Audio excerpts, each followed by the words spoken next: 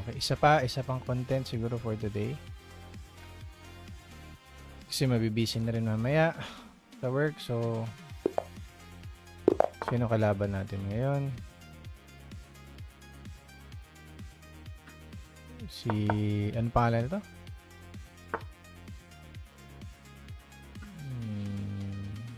Liam.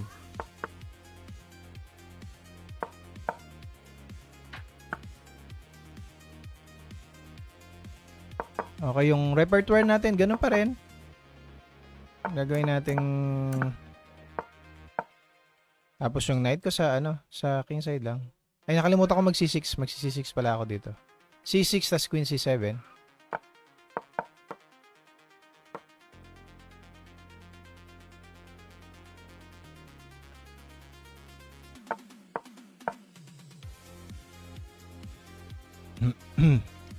Tapos knight df8. Tapos knight g6. Right?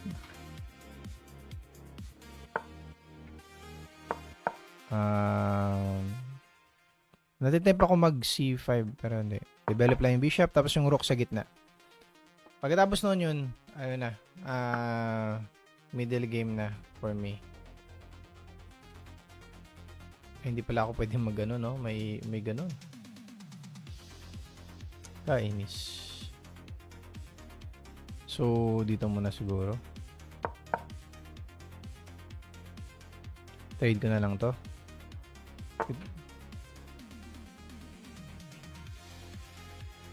Nangyari dito. Dito tayo. B6. Okay, no choice. Kain.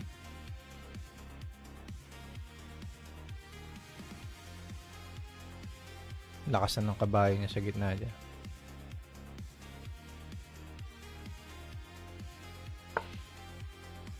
Okay, nag-queen exchange siya. Atake na ako dito sa pawn na to.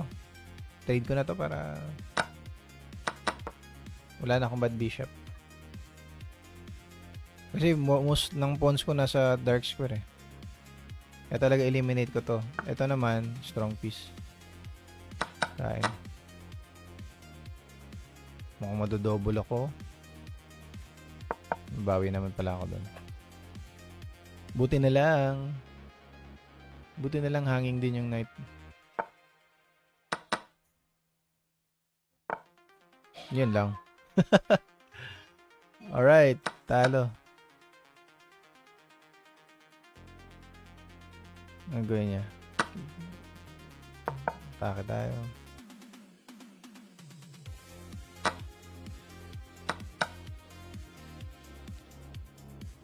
Umbog tayo.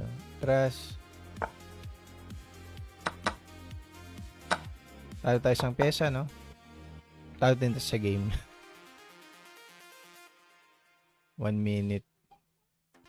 Sana ma-bluff.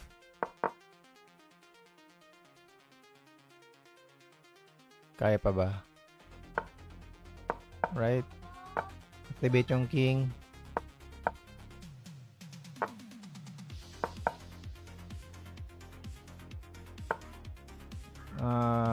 Alright, kakainin niya dun. Defend.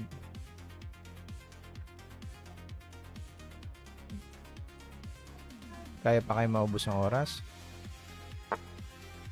Okay, push na nga tayo dun para ma-weak to.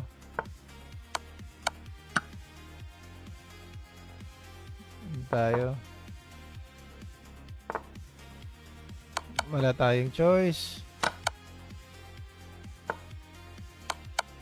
Manggulo. Sige.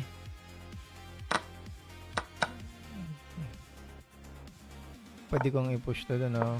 Ayun, 2 pawn. Yari tayo. Kaya. Okay. Push.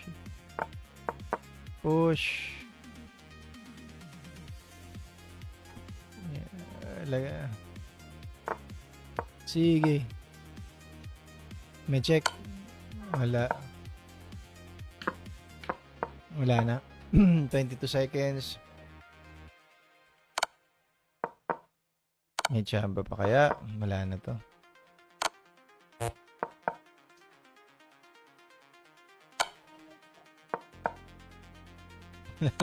Talo na. Alright. No retreat, no surrender.